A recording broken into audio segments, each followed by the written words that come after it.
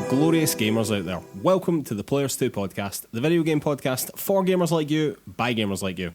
You can find PlayersToo on all the social media. That's Facebook, Twitter, YouTube, Instagram, the lot. You can also find our written content over at PlayersToo.com. That's PLAYERSTOO.com. And if you could take 5 seconds to give us 5 stars on Apple Podcasts or wherever you get your podcasts, that really, really helps us out. It does a huge amount for the exposure of the show, and thank you so much to anyone that's already done that for us.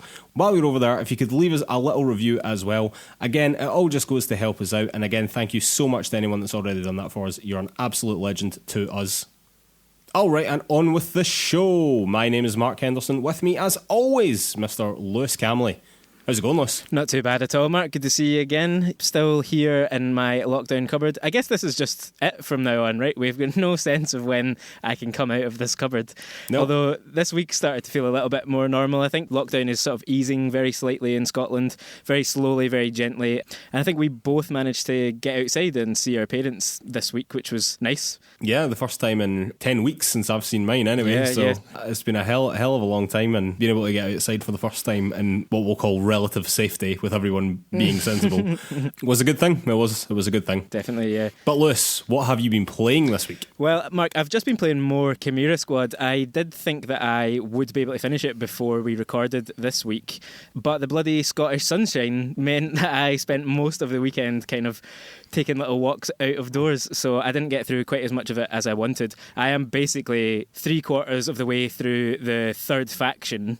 I've kind of discovered that there's also a boss phase to be done after that, but I'm very close to the end. I'm still loving it. It's so Moorish, which was quite hard to resist during the good weather that we've had, because one little skirmish makes you just want to get right into the next one and show those guys that you are definitely taking over City 31. But yeah, I'm still absolutely loving it. Really, I could go on about this game for a long time. It's been one of my favourite things to play this year, and I really was not expecting that, so kudos to the team behind that game. Nice one, man. I'm really, really glad that you're still enjoying it. Are you still planning on giving Gears Tactics a try then as well, considering it's very much in the same vein? Absolutely, yeah. I mean, I don't know as much about Gears as a series as I do about XCOM, but I really want to just make that comparison. I might not stick with it the whole time, although if it catches me the way Chimera Squad has, I certainly will do. But I don't think I'm going to play it anytime soon. That's the one caveat to that, because I do want to get a replay, or my first full playthrough, I should say, of the original Last of Us before the second game comes out. So I've got something like just over 2 weeks to do that in. You should start that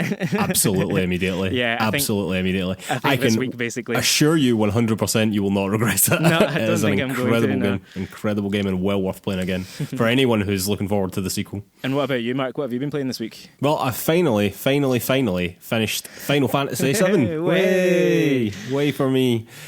I must admit, when we'd previously spoken about Final Fantasy VII, I was often saying, oh yeah, it's kind of broadly the same as the original game, but then the ending, or kind of the latter quarter, we'll say, of the game does go a bit wild and introduces a lot of quite important characters in a big way quite late on. But because I have the context for who those characters become later in the game, for me it made sense. But for anyone just coming into that experience and having all these characters thrown at you, I mean, one in particular was thrown at you maybe in the last half an hour or something like that. And for me, I'm kind of thinking, well, they're obviously trying to foreshadow the next game, and at the end, just before the credits, they say, oh, the story will continue, or something like that, words to that effect, you know, letting the player know that there will indeed be more of this. God knows whenever it will come out in the Square Enix timeline of developing games, but there you go. But ultimately, I really, really enjoyed it. It was great. It was a fantastic experience, and honestly, probably the best remake I've ever played. Nice. Oh God, better than Resident Evil 2 remake, going out on a limb and saying that. Yeah. Wow. That's, I mean, I know that you love Final Fantasy, obviously, and Final Fantasy VII in particular, but that remake of Resident Evil 2 was so good. To be so confident in saying that it was better is quite something, I've got to say. I mean, I'm not going to lie, I'm going to have a bias in this. Final Fantasy VII is one of my favourite games of all time, so take it for what it's worth, but this was my favourite remake of all time. The next closest would be Resident Evil 2 and the incredible Shadow of the Colossus remake as well, which kind of gets a bit overlooked in remakes, definitely, I think. Yeah. But they would be the next closest, but Final Fantasy VII Remake was absolutely incredible, and it's by far and away my game of the year so far. Wow. Anyway, I know that there's a hell of a lot of games to come, but not a so lot of far games definitely past. my game of the year. Just to clarify what you were saying there about the characters, For someone like myself who's played the Midgar section of the original, but not much further than that, are these characters that in the original game are just introduced later on in the playthrough, basically? There are characters that get introduced as you leave Midgar, or characters that become certainly more important from the time that you enter the Shinra Tower, which, by the way, is not a spoiler. It was in the original game, and we're out of context means nothing. From that point in the original game, like, a lot of characters were introduced at quite a clip, and in this version that also continues to happen, but then you're also introduced to a character that you wouldn't have expected to know much about until much later in the original games as well. They make an appearance in maybe the closing half an hour of the game, say half an hour to an hour of the game, maybe something like that, you know. Good stuff, man. I'm glad that you finally got through it. I'm glad that it was basically sounds like it lived up to everything that you hoped it was going to be. Actually, I'm going to pose that as a question. Did it live up to what you hoped it was going to be? Yeah, pretty much, man. I've got to say, I kind of went into it with weirdly low expectations. Like, I would have been quite happy with just a updated version of the original, but like the additional story that you're given throughout it, the way that things progressed slightly differently than they would have had before. One thing that I will say is that, see where the game is stopped now, see if the entirety of the rest of the game was a shot-for-shot remake of the original. It could carry out that way. So in broad strokes, the same stuff has happened. Yeah. But the way that you get there is different. The details are different as you progress through the game. There's one thing that is kind of shown off very early on that's a bit of a change, but if you've seen the movie, it's not really that much of a change, which I know a lot of people wouldn't have, but I have because I'm a mad nerd that way. So there's one kind of major change that's like throughout, and then there's lots of wee changes here, there and everywhere, and then until the end, in which it's a kind of culmination of all these changes. Do you know what I mean?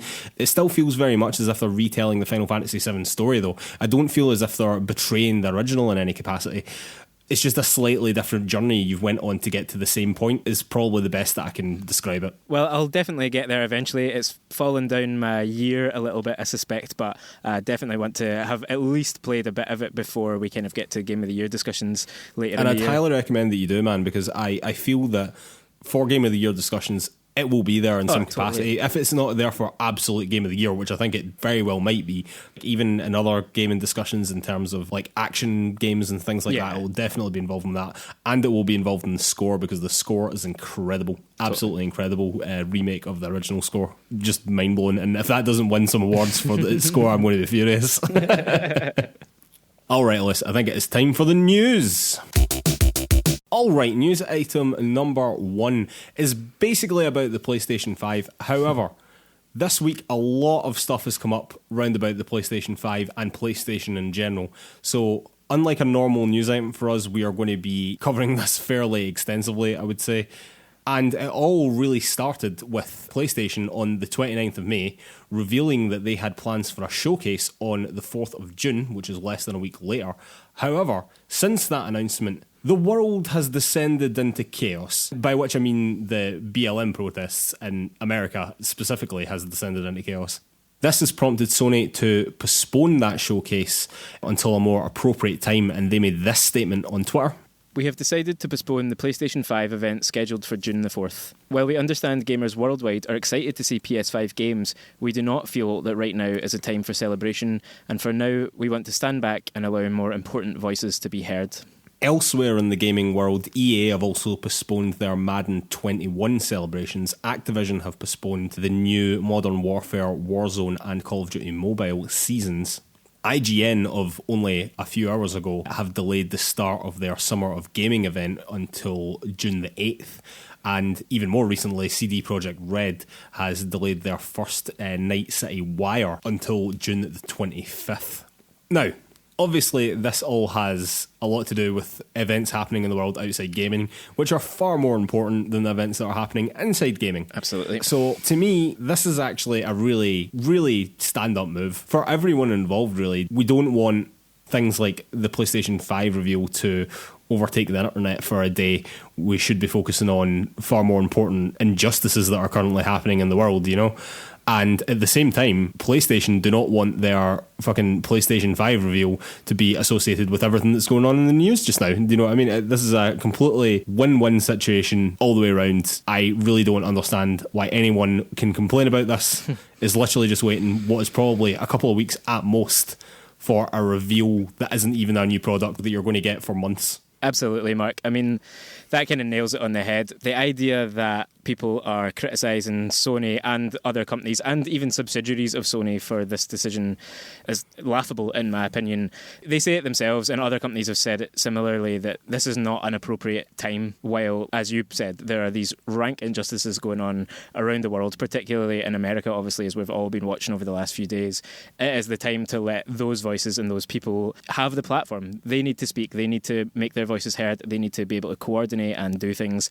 And we really can wait what is likely to be about a week probably to get PlayStation 5 news. It really doesn't matter. If I was a betting man, Lewis, I would say under 2 weeks we will have this announcement. So I would be pretty comfortable saying it will happen within a week of the original date, as long as things don't escalate further, which, I mean, obviously we can't know that won't happen. But if things kind of return to a more normal footing, we'll get this news soon. It's not like the news is going away. The console is not going to not be released. So it's a postponement. That's all it is. Yeah, and for a very good reason, quite frankly, for a very, very good reason indeed. And I think that any negativity thrown towards PlayStation or EA or Activision because of this is just completely misguided for something that we're all going to be getting anyway. It is coming, you just have to wait a little bit longer than you were going to have to. It's completely inconsequential to you, really. Anyway, Lewis, moving on to the showcase itself.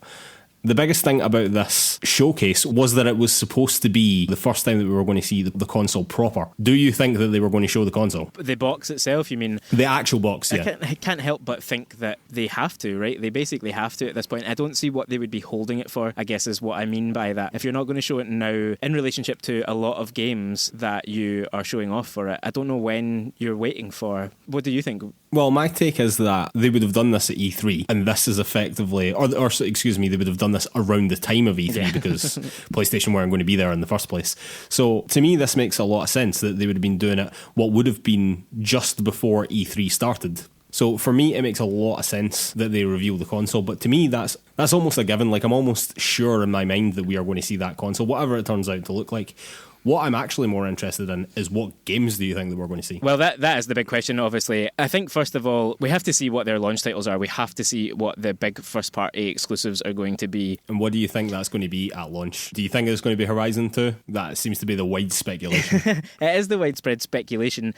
I've kind of bought into that. I have no real reason to think that beyond the fact kind of everyone is saying it. Horizon came out, in 2016, I want to say? Yeah, something like that. It's more just that it's the right time frame. It is the right time frame. It's the right... I mean, presuming that Sony aren't going to launch with new IP, which would be a big risk, I think. It seems like they're going to be launching with Godfall, which is new IP. Yeah, but that's not first party though, right? That's exclusive to them, but it's being made by Gearbox. Oh, of course. No, of course. Yeah, no. In terms of their own products, it feels to me like they would ideally want a Spider-Man 2 or a God of War 2 or a Days Gone 2, but Horizon is the one that kind of fits. It was originally released a good few years ago. There's been some good development time. It's a franchise that people really got on board with, particularly as time went on. It didn't feel like a game that just had its moment and then was kind of forgotten about. I can totally see it being the launch title, or at least launch window. It might not be day one. It feels like a kind of reasonable competitor to Halo to me, in terms of one offers you your big first-person shooter multiplayer game, and Horizon offers you open world, third-person action-adventure, story-driven game, which, you know, is what Sony's kind of famous for recently. Is there any other candidate? I mean, the one other game that I was thinking that it could be would be Spider-Man 2, and only because the assets for that are surely largely in place, because you can't really expand too much on that environment as it was, you know? Well, for me, I was going to bring up God of War and Spider-Man because they logically would be the next two, if that makes sense. They both came out in 2018, but I think that they have far longer development cycles than this. Even Spider-Man, I mean, God of War will be God knows how long. But Spider-Man, you're right. I mean, if it's going to be set in that version of Manhattan again, presumably it wouldn't be too much of a burden, or certainly not as much of a burden as creating a new world from scratch, I suppose is what we're trying to say here. Yeah. And that the development time for our next Spider-Man game might be quite a lot quicker than the new God of War game, for example. So I kind of agree. I think that if we're going to see any of the other big Sony first parties there, it probably would be Spider-Man. However, I think that is quite unlikely still. Yeah. I think that we might see Spider-Man or God of War, but the chances of it having any meat behind it, or other than being like a logo for like God of War 2 or Spider-Man 2, I would be very, very surprised. Very surprised. I think even a short cinematic for either of those games, which I could imagine happening, you know, I could see us getting a short little clip of Kratos speaking to Atreus or something like that. Yeah. That would be so incredible. Like, I hadn't really thought too much about that until just now, and it gave me a shiver as I thought about the notion of getting anything about God of War 2. I didn't even expect that of myself, so that's something. Well, there you go. Lewis is getting shivers for God of War 2. There's the last thing that I wanted to ask you about regarding this is third-party games. Do you think we see any third-party games at all, or is this purely a PlayStation-focused showcase? Well, I'd heard rumours that it was going to be like as much as an hour long, so I sort of feel like we have to. Wow. I mean, that could totally be wrong. I'm not even sure where I did hear that now, but if it is a substantial broadcast, then, I mean, surely they're not going to have that many first-party games to be talking about. So. Well, no. The only other one that I could think of with regards to exclusives, although technically third-party, I think, is the Bluepoint remake, which has long been rumoured as well will be Demon's Souls. Mm-hmm. Yeah. So, I mean, if they kicked off with something like that, I mean, that's a whole section of the gamers sphere that would just be ecstatically over the moon. Do you know what I mean? Yeah. I would like to see that as well. That would generate a lot of positivity as well towards Sony. Definitely. And kind of almost regardless of what else they say. I guess just mentioning Demon's Souls as well, there's obviously been a lot of calls for a Bloodborne 2. Do you think that could be part of this? Unlikely it will be anytime soon if it is going to be a thing, because Miyazaki's still working on Elden Ring, which I think is going to come before, and I think that's probably going to be either late next year, early the year after. So we're probably talking deep into the generation before we get any Bloodborne 2, personally. That's my own personal feelings on it. So around this announcement, before it was cancelled and whatever, a lot of other kind of small things started to come out, and a lot of it kind of came from a GamesIndustry.biz interview with SIE CEO and President Jim Ryan. The first thing that came out was that Sony are not interested in making PlayStation 5 games compatible with the PS4. And in that GamesIndustry.biz interview, Jim Ryan said this: "We've always said that we believe in generations. We believe that when you go to all the trouble of creating a next-gen console, that it should include features and benefits that the previous generation does not include. And that, in our view, people should make games that can make the most of those features. We do believe in generations, and whether it's the DualSense controller, whether it's the 3D audio, whether it's the multiple ways that the SSD can be used, we're thinking that it is time to give the PlayStation community something new, something different, that can really only be enjoyed on PS5. So this is Jim Ryan talking about not backwards compatibility, which I think a lot of people were getting confused about. This is forwards compatibility. This is being able to play a PlayStation 5 game on your PlayStation 4. And there was a lot of negativity about this statement, and I pointed it out on Twitter. I kind of got it in my head this day that this was just madness, that everyone was being so negative around this statement. Because in all honesty, I read that statement and my first thought was, good. This is a good decision. I don't want my next gen experience to be hampered by the previous generation's technology. I want to see what this new generation can do, what this new hardware can do. And I don't want it to always be shackled to the previous generation. I want to see that progress, And I don't think that that's unreasonable.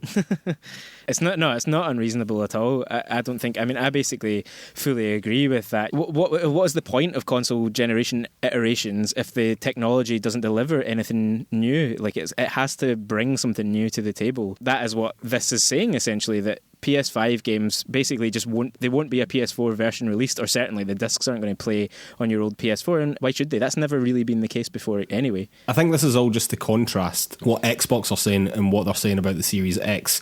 Xbox have recently released a blog post, the headline of which is Xbox Series X, the most powerful and compatible next-gen console with thousands of games at launch. And that was on their official Xbox blog. There are two very different approaches here, but to me, and statistics show this, that backwards compatibility is used by such a fractionally small amount of the gaming audience. I can understand it as you transition over to a new console that you want to be able to play games that you might already own, or games that you might not have been able to play already on your current generation console. I totally get that.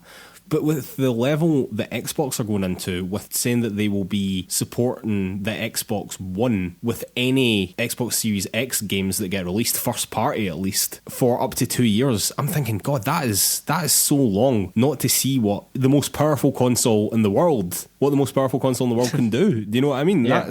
That's what I would be thinking if I were looking at that. I mean, Xbox in this article are doing some incredible things with backwards compatibility, including like up-resing to 4K and AI built HDR support, which as a sentence I just read and I was just like, how is that even possible? And it's incredible that they can do that in a games console. Ultimately, I just think it's a little bit futile. Like, why aren't you using your power, your hardware accelerated ray tracing, your awesome SSD? Like, why aren't you using that to the absolute fullest capacity to give us the best Xbox gaming experience that you possibly can, rather than thinking about, oh, well, we can't do that because it's still going to work on the Xbox One. Yeah, or at least it's going to make those games feel fairly significantly different across those two systems, you know? If it's a case that the Xbox Series X version has ray tracing and has all these other features, then your version on your Xbox One suddenly doesn't feel like the same game at all, you know? I agree, like they've painted themselves into a corner a little bit with this strategy, and I totally get it, and it might well suggest that the first year or two of their first party lineup isn't going to be all that much to write home about. I mean, obviously we know about Halo, but for instance, yeah, is Hellblade 2 going to be this kind of straddling of a generation game? Is it going to play like the original game rather than this meaty, super-powered follow-up that it could have been? I think that would be a real disappointment. I totally agree, and I hope that we are not coming off as like inherently biased here, although we obviously are.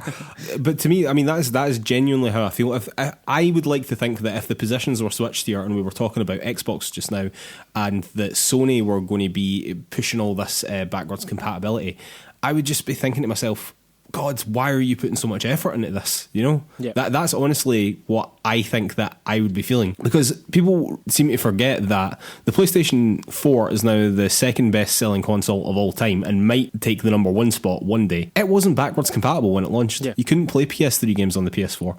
It didn't matter to over 100 million gamers. Why is it suddenly so important now? I simply just don't understand it, or I simply don't understand how much effort Xbox are putting into it in comparison to PlayStation, because you will be able to play basically every PlayStation 4 game that you'd want to on the PlayStation 5 anyway. So it's not as if it won't be backwards compatible. It's just the effort they're going into backwards compatibility, you know? I think that's really interesting, because it feels to me, again, like a typically very pro-consumer move from Xbox, which we've said all through this generation. They're taking the right steps for consumers. So many ways to access games. All of your old games are coming with you, etc., etc. But in reality, it's to the detriment of the games, and that's what people actually care about at the end of the day. You know, it doesn't, like you said, most people will not play backwards compatible games. Basically, most people will not do that who buy these consoles. So no, and even if you're listening to this and you're thinking, oh, I use my backwards compatibility all the time, fair play to you, man. Like, fair play to you if that is true, but you are staggeringly in the minority, because the vast majority of playtime on current consoles is on current generation games. Exactly. Just another couple of wee things that fell out of this that I just want to cover very, very quickly. One is that as of next month, if you're applying for a PlayStation release, e.g. if you want your game to come out on the PlayStation platform, then it has to be compatible with the PS5 as of next month, which kind of speaks towards this generational crossover where PlayStation are ensuring that, at least at the beginning of that generation, is that they're going to have a library there for people, even of new games, not just backwards compatible games, of new games as well, even if they weren't specifically developed for the PlayStation 5, which is good. And there seemed to be a thing bubbling up on Reddit and on Twitter about how PlayStation have removed the Holidays 2020 from the PlayStation 5 webpage. However, I really wouldn't read very much into this at all. These consoles will be coming out in the Holidays 2020. If these consoles do not come out before Christmas this year, something has went very, very, very badly wrong. And in the GamesIndustry.biz article with Jim Ryan, he explicitly states that they will be launching this year and that the PS5 will be launching globally. So as far as I'm concerned, that is a whole lot of nothing. And I think that the banner is literally just been changed with a GIF that says, a look at the future of gaming or whatever, which was supposed to be the tagline for this showcase in the first place, you know? Yeah. So I don't think that there's anything in that at all, to be frank. All right, news item number 2. Hideo Kojima is actively working on his next project, but is pissed. One of the major projects he had been working on has been cancelled. This is coming from an interview with Japanese website Live Door, but has been translated by VGC, and that is what we're using because I cannot speak Japanese. You can barely speak English some of the time. Exactly, I can barely speak bloody English. Links to that article, as always, in the show notes over at PlayersToo.com. In the same interview, he also pointed out that Death Stranding was profitable and that there had been no problem in terms of funds for his next project, and that is even before the PC release of Death Stranding, which is supposed to come out on the 14th, I want to say.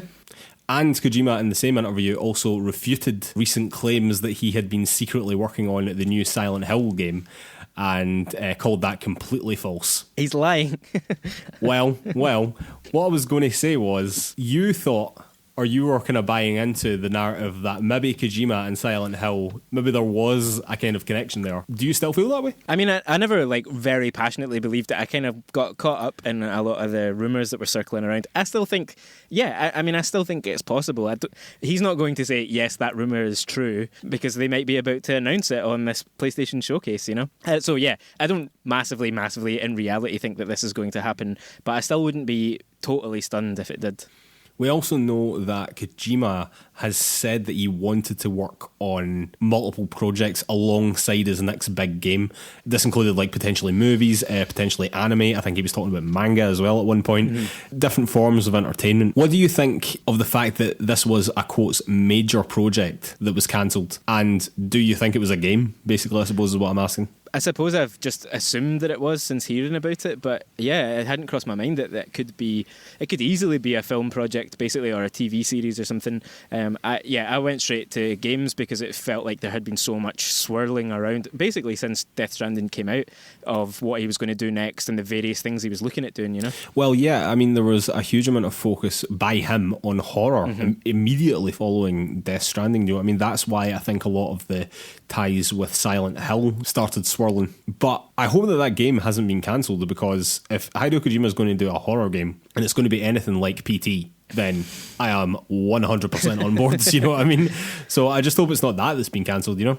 Because that is basically the only project we know, theoretically, that Hideo Kojima is working on, you know what I mean? Is that it was something to do with horror. Yeah. And I just hope that that's not that's been cancelled. Well, exactly, yeah. And that's the only suggestion we've got to go on. So again, that's kind of why I've assumed that the cancelled project was a game. But yeah, fingers crossed that it's not this horror game. Because to have PT essentially cancelled as a project, you know, it was supposed to become Silent Hills, and then to have another one cancelled would be a pain in the arse. Yeah, it would almost be too cruel, wouldn't it? Yeah, exactly. You know what I mean? All right, and news item number 3. Google Stadia has overpromised, quotes, on what the technology could do, and that is from Take-Two's CEO Strauss Zelnick.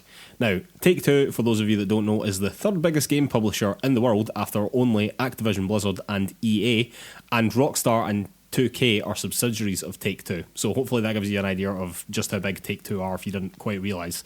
All of this is taken from a GameSpot article.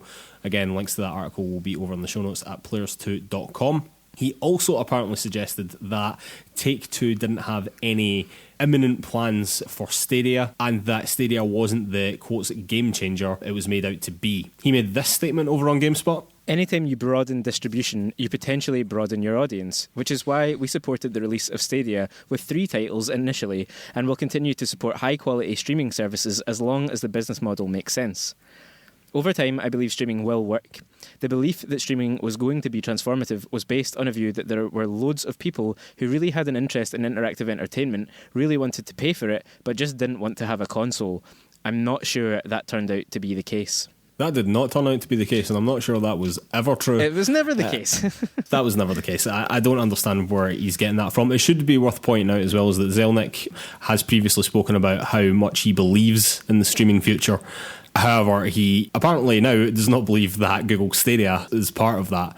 And to be honest with you, I think that's a bit of a nail in the coffin if you're now getting CEOs and people of that level at these type of publishers. If you've now lost their confidence in your technology, I mean, that could be it. Yeah, it's a fairly heavy blow that you've got to say, given, as you pointed out, the absolute scale of Take-Two and the types of games and the names involved in what they do.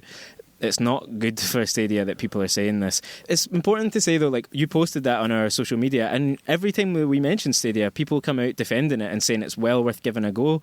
It's a Absolutely, shame. yeah. It's a shame for people like that, you know, the publishers in gaming are starting to see it this way. It still feels like something that could be turned around, and I know that you still see streaming absolutely as the future, as Zelnick does, but it's just not this version of it, you know? Oh, I agree. And interestingly, Zelnick also said something else strange in this GameSpot article.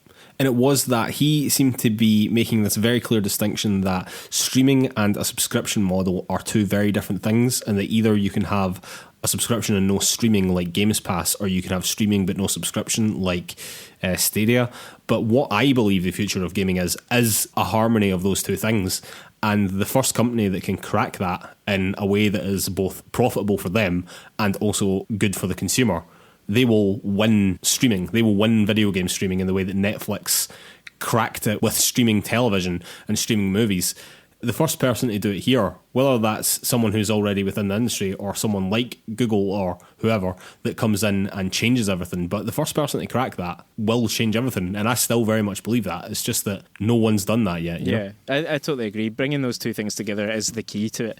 I still think and hope that there will be other forms of gaming. You know, there will still be disc-based gaming or just simple downloads, and you don't have to necessarily subscribe to everything, but something that offers you a library and streaming, you know, it's so obviously the future. That's how every other entertainment field has moved forward, you know? Absolutely, yeah. I totally agree, and I still very much believe in this future, as you said, but unfortunately it's looking more and more as if Google Stadia is not the answer.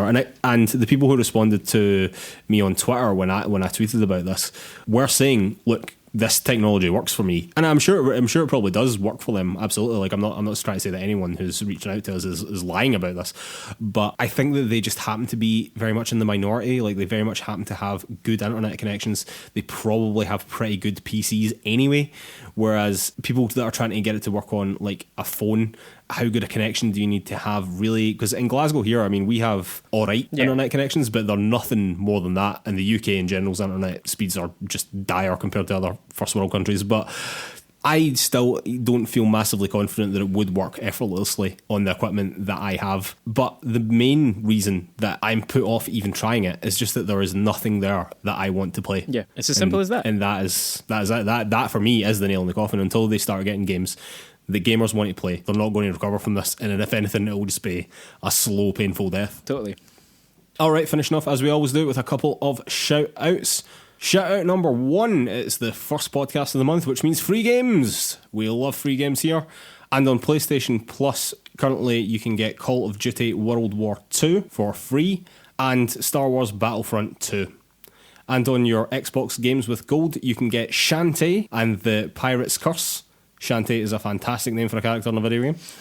Coffee Talk, Destroy All Humans, the original one, and Sign Mora, spelled Sinemora, which is a game, again, I've never really heard of. I feel very much as though, since Xbox have got all their games onto Games Pass, is that they've kind of given up a wee bit with Games with Gold. Because I can't remember the last time I shouted out these games and thought, God, Xbox have really nailed it this one. It seems to have been such a long time ago that I thought, God, Xbox are giving away a few really, really good games there.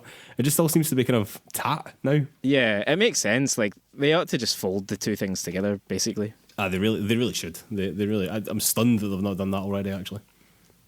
Alright, shout out number 2. The 2K collections are now available on Switch. This includes the Bioshock collection, the Borderlands collection, and the XCOM 2 collection.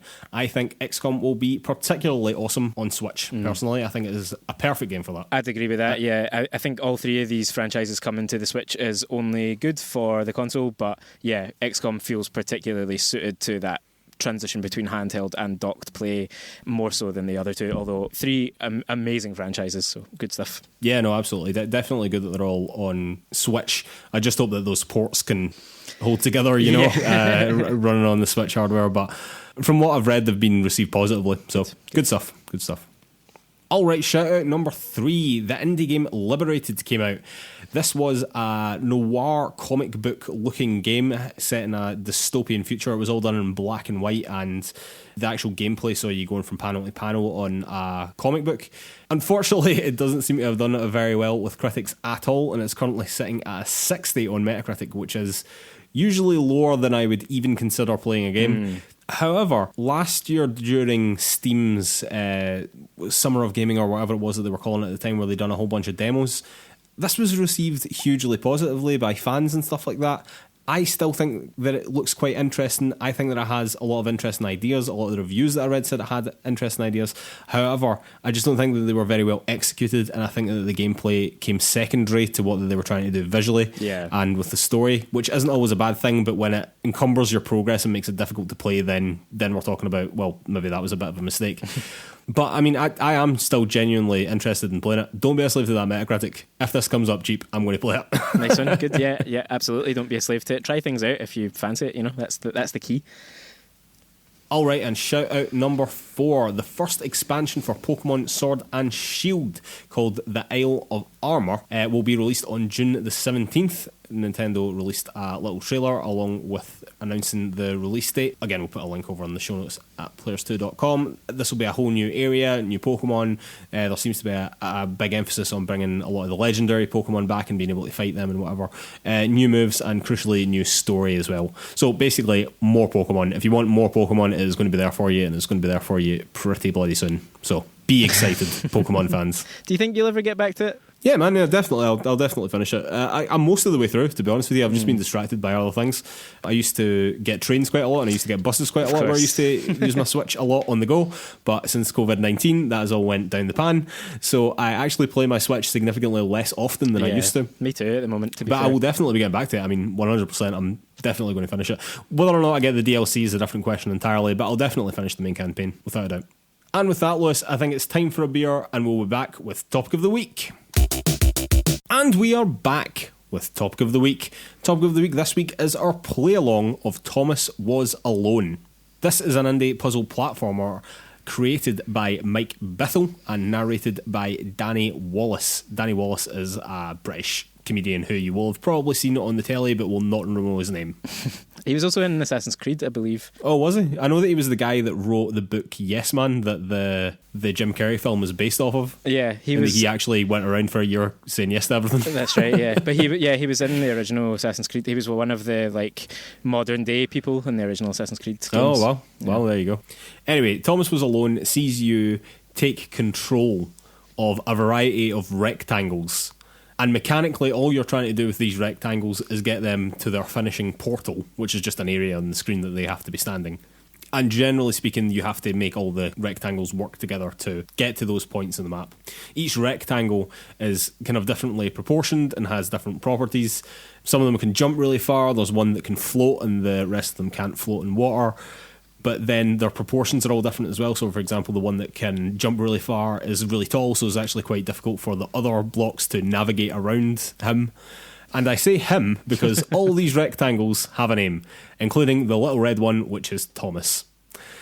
So, from a visual standpoint, Lewis, which I think is where I want to start here, very, very straightforward. Very, very straightforward indeed. Very straightforward, yeah. It is. I mean, it's got such a basic, simple art style that I think just stepping even further back from that for a little second, the notion that you can create a video game of 2 or 3 hours length simply from some rectangles, some very similar but slightly different rectangles, is something kind of incredible, and it speaks to how creative you can get with simple ideas in gaming. Absolutely. What really ties this entire game together is the story. That is what the game is. Absolutely. This kind of mechanical stuff is just window dressing effectively, isn't it? In a sense, yeah. I mean, there's no real challenge in the game. Let's be fair about that. No, there's not. I would say that forthright. The game is very straightforward, and no one would have a great deal of difficulty completing it, I wouldn't have thought. No, I mean, there's maybe 1 or 2 puzzles throughout the entire game that make you pause and think for a minute or two, but by and large, it's simply a case of working out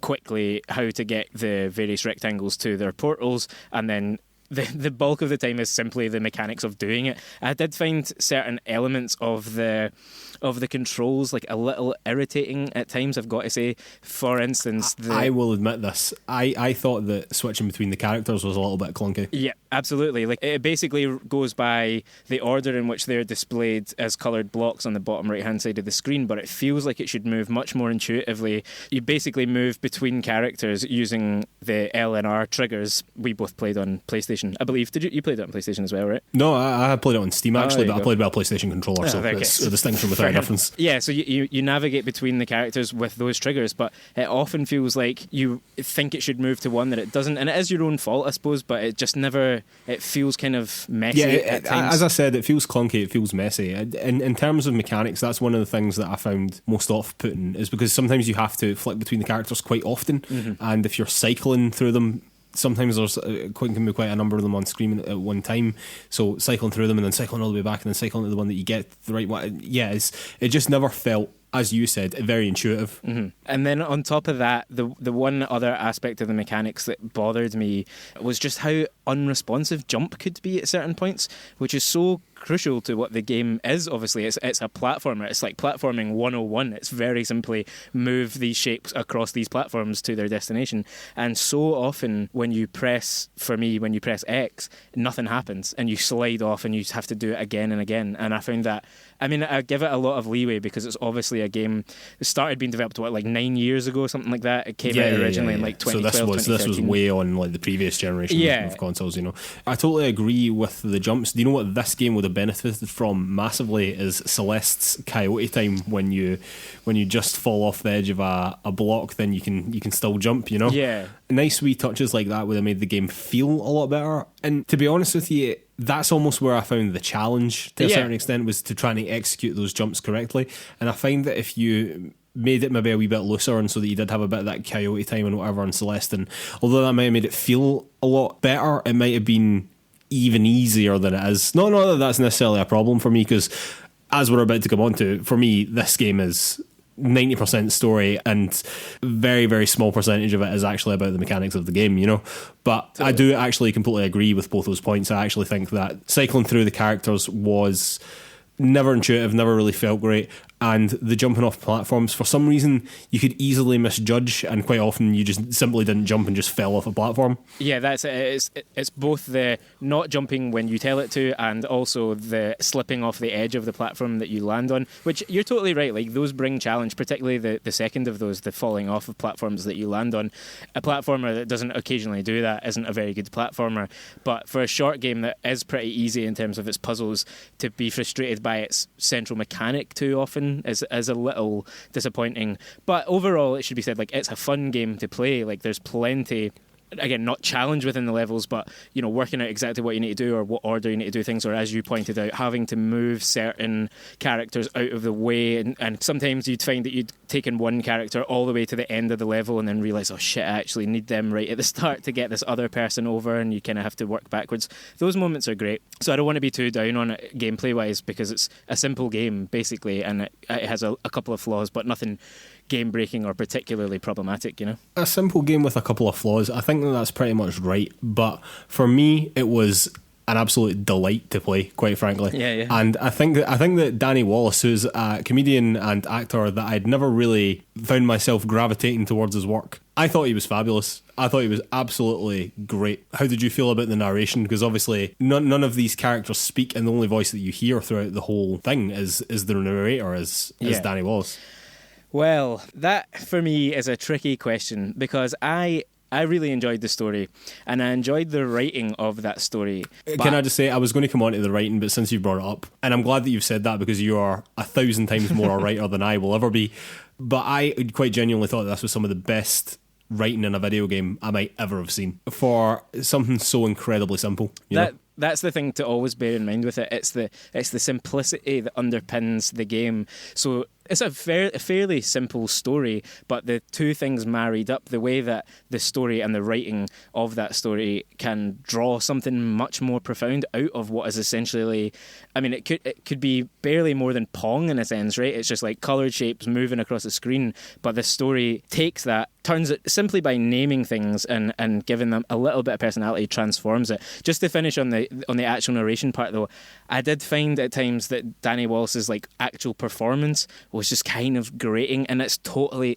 about my personal preference and my sense of humour. There was times where I was just kind of like, this is very like twee British humour that just grounded me a little bit. I eventually did turn the narration down and read the majority of the tail end of the story. That is so incredibly interesting, because I turned all the rest of the music down and kept the narration at 100%. That's mad, because I thought the music was really good in a lot of the music was incredible. The music was absolutely incredible. That is not a mark against the quality of the music. That was a mark against, at the time, there was stuff going on outside my window and I had to turn him up to hear him.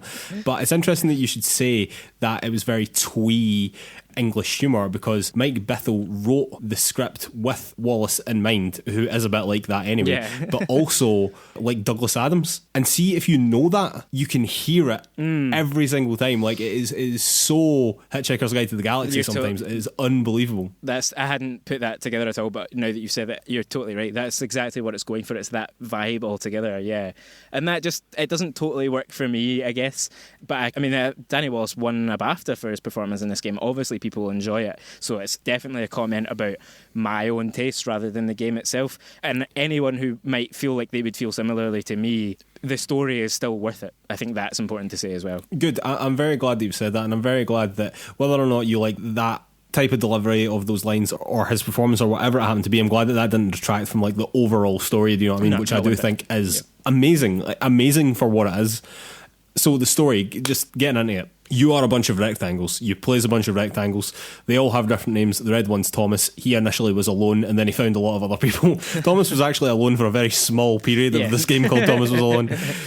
And they are self-aware AI within a mainframe. The first group of them, including Thomas, ultimately end up learning of the outside world, and long story short, they end up sacrificing themselves so that later AI can then reach the outside world. And that plays into the mechanics in the kind of third act of the game, if you like, which was done really well. And for me, the game is really about Mike Bithell's incredible ability to make me give a shit about a bunch of rectangles. And he does it in such incredibly simple ways.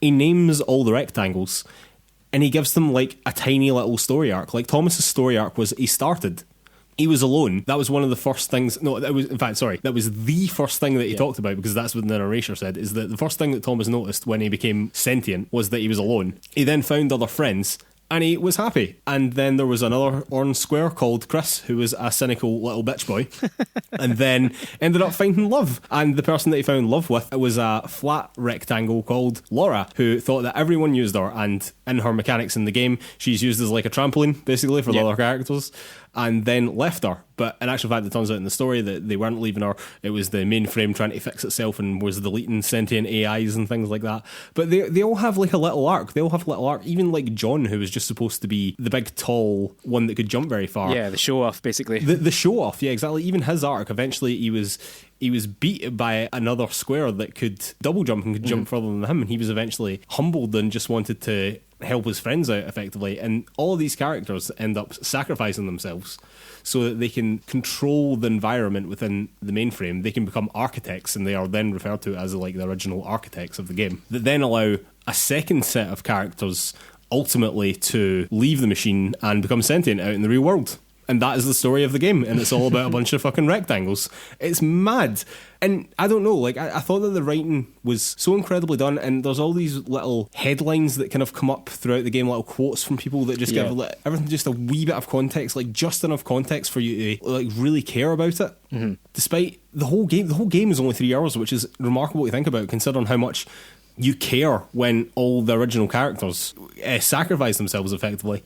And then suddenly you're playing with a whole new set of characters who are all like grey blocks, and all these other ones who are like lovely and colourful and whatever. And his ability to do that through incredibly good, very tight as well, writing, taking very, very simple story arcs and things like that, and allowing us to care so much about what is arbitrary little objects, you know what I mean, was just, I don't know, I just thought it was very, very, very, very well done indeed. Very well done. Absolutely. I mean, it's not going to challenge God of War for its story or anything like that, but for what it is doing, like you say, like it tells these really tight narrative arcs for these characters. It also builds through those little kind of intertitles, essentially. So between each chapter, effectively, of the game, you get these little statements which more or less, I think, all come from the outside world, from humans in reality, speaking about what has happened within this mainframe. So they become kind of aware that Thomas has reached some sort of level of awareness. All of that, like, to think of it, again, within 3 hours, within a couple of lines of text, he has created a world within a world where the consequences of what you're doing in the playthrough have affected the real world, and it's all reflective. You know, everyone is speaking backwards about what happened. There's so much cleverness going on there, and then to essentially sacrifice all of your characters up to that point and start again, you know, 2/3 of the way through the game. In the third act. Yeah. So to restart everything that you know in the third act just to go on. I'd actually heard criticism of that as well, saying that is the story had kind of like fallen away by that point. But I actually thought the ending sequence was amazing. Totally. Like, I absolutely loved it. I really agree. Like, introducing, I think it's Grey that becomes known as sort of like the liar and the enemy and stuff like that. That, you know, that you start to see that there are different AIs within this world, within this mainframe, and they are behaving in different ways. And one of them is kind of malevolent, which is different to what we had seen up to that point. And so it just adds another little wrinkle of like, what would the consequence of what these guys did be on the world that they were in? So yeah, again, this is all playing out as a bunch of blocks. This isn't, you know, 3D, gorgeous graphics, voice capture, you know, blah, blah, blah. It couldn't be more simple, and yet it tells a really interesting, straightforward, totally understandable, but really good story. And Mike Bithell has to be complimented for that, because it would have been so easy to make a much worse game than this. Oh, it would have been the easiest thing in the world to make a worse game out of this. The fact that this is I'm going to say a great game. It was a great game. I really enjoyed it. I really, really enjoyed it. Out of a bunch of rectangles is really a testament to fantastic writing, I've got to say. I really did. I thought that what he done in the time that he done it was very, very good indeed. And it just shows as well that it's what you tell the audience about the characters. It's not what the characters look like. It doesn't matter that it's not the most highly photorealistic graphics that you've ever seen. It's irrelevant. It completely doesn't matter. And yet we can feel so much for a little square, do you know what I mean? And that I think is incredible work by Mike Bithell, quite frankly, and honestly some of the strongest writing from an indie game, particularly an indie game of this size, that I've ever seen. Yeah, absolutely. Yeah, it does so much so well in such a short space of time. It's got to be complimented. It definitely has some flaws, like as we said at the start, some mechanical flaws. For me, a little bit of delivery flaw, but overall, what a great game. And we were both just saying off air, like, dirt cheap at the moment, or certainly it was when we both picked it up. It's available on pretty much every system. It would be an amazing mobile game if you haven't played it yet. There's a lot to say for this game. Like, Mike Bithell has done a great job with it, I think. Yeah, really tremendous. I actually watched a YouTube video on this. After we play all these games, I like to go out and find out what everyone else is saying about it. Sometimes to reinforce my own opinions, I'm not going to lie, but that is what I do. And I stumbled across a YouTuber I'd never heard of before, and his channel is called Games as Literature. Oh, wow. And it comes at video games from the perspective of someone being critical of literature, which is a great and very interesting idea for a YouTube channel. But anyway, he did a video on Thomas Was Alone, and he says that the story seems to be like inherently about simplicity becoming complex. Do you know what I mean? It's all to do with like the little AI that could, and then suddenly he becomes the architect of this whole system that then allows people to actually become people out in the world, like living AIs out in the world. Yeah. That is what we are to infer from the story. But even in the story itself, you're given like tiny little facts about characters. Basically, like so the orange square, as I was saying very flippantly, he was like a cynical little bitch boy, but all we really know is that he was just a cynical little square, that he was just jealous of Thomas because he could jump higher. That's all we really knew about his character. But then suddenly he had a love story, and suddenly you really started to care. Yeah. And initially, well, to me anyway, that character felt like a burden to Thomas, but in actual fact, when you get them together with Laura, then suddenly you feel like, oh, they work so great together because she bounces him up and he doesn't have to jump as high. And it's just tiny little things like that just happen in what feels like a blink of an eye, but it feels as if you know their whole fucking life. It's incredible. And I just thought that was a very poignant way of putting it. It's just like, it is finding complexity in the simplicity. He also goes into a whole thing about minimalism and stuff like that, which was also quite interesting, which I won't reiterate here, but if you are interested, we'll put a link to this video in the show notes over at PlayersToo.com, because the guy I don't know his name, but he done a really good job, I thought anyway. I'm really interested in looking at that. I don't know if you noticed or if it was even in your version, but when halfway through the game I paused it and realised you can turn down the narrator and turn up an audio commentary by Mike Bithell, which plays over the game itself, which I realised too late. I think it wasn't in the original PC release, but then was patched in later. That's interesting. So it's worth checking. Yeah, if that's true, I didn't notice it. I never had any of that in my game. Yeah, I didn't. I played it for like 2 seconds to check what it was, but I'd already played half the game, so it was kind of pointless by that point. But I would quite like to go back and do that and see what he himself has got to say about it. So I did try and find earlier if there was a YouTube video of just that commentary, but nothing too obvious was coming up. So, but yeah. I guess if anyone has particular interest in the creative decisions being made behind all this as well, there's that option within the game, which is so cool, I think. Oh no, that's really cool. I think that game devs, again, talking about transparency just in game development, I just think that more stuff like that is just always better and always cool, and just, I don't know, like I always just respond very positively to it anytime that it's done. So I would love to see more of that. And now that I know that that's a thing, and I know that this game is only 3 or 4 hours long max, I might very well check that out myself, to be completely honest. Alright, ladies and gentlemen, I think we have to call it a day there. I'd like to remind everyone that you can find Players2 on all the social media. That's Facebook, Twitter, YouTube, Instagram, the lot. You can also find our written content over at PlayersToo.com. That's PlayerStoo.com. And if you could take 5 seconds to give us 5 stars over on Apple Podcasts or wherever you get your podcasts, it helps the exposure of the show. And while you're over there, if you could give us a little review as well, again, it just helps us out even more. And thank you so much to anyone that's already done that for us. You're an absolute legend to us. Thank you so much. It's now time to announce our next play-along game, and that will be Volume, also by Mike Bithell. So this will be our second Mike Bithell game. Again, it's available basically everywhere. I don't think you should be paying a lot of money for this game, and I don't think that it will cost you a lot of money to buy it. It's a bit different, I would say, from Thomas Was Alone. I know that you've played it, and you can probably attest to that. Yeah. So it's essentially a third-person stealth game. If you've ever played the old VR missions from the original Metal Gear Solid, it is very similar to that. Also, based on what you were saying tonight about enjoying the writing and the delivery of the writing within Thomas Was Alone, there is a lot of that in this game. It has very obvious sort of subtextual references to a story that you will absolutely know. I won't say more than that just now, but there's a lot going on in it, and its gameplay is more complex than Thomas Was Alone, but a hell of a lot of fun as well. Nice one, man. I'm very much looking forward to getting stuck into it. All right, everyone, we will see you next week. Thanks.